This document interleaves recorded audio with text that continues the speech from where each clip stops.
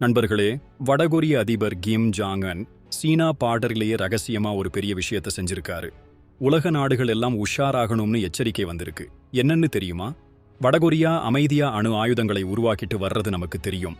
ஆனா இப்போ சீன எல்லையிலிருந்து வெறும் 27 கிலோமீட்டர் தூரத்துல ஒரு புது அணு ஆயுத தளத்தையே உருவாக்கிட்டாங்க. இங்க 6 முதல் 9 அணு ஆயுத ஏவுகணைகள் மற்றும் மொபைல் லாஞ்சர்களை வச்சிருக்காங்கன்னு தகவல் வெளியாகி இருக்கு. இந்த தளம் 2014 இருந்தே செயல்பட்டுட்டு வருதாம். இப்படி ஒரு தளத்தை உருவாக்கினதுக்கு முக்கியமான காரணம் என்னன்னா, ஒரே இடத்துல ஆயுதங்களை குவிக்காம பல இடங்கள்ல பரவலா வச்சிருக்கணுங்கிறது தான். ஒருவேளை போர் வந்தா கூட எதிரிகளோட தாக்குதல்ல ஒரே அடியா எல்லாத்தையும் இழக்காம இருக்கிறதுக்காக இந்த ஏற்பாட்டை செஞ்சிருக்காங்க.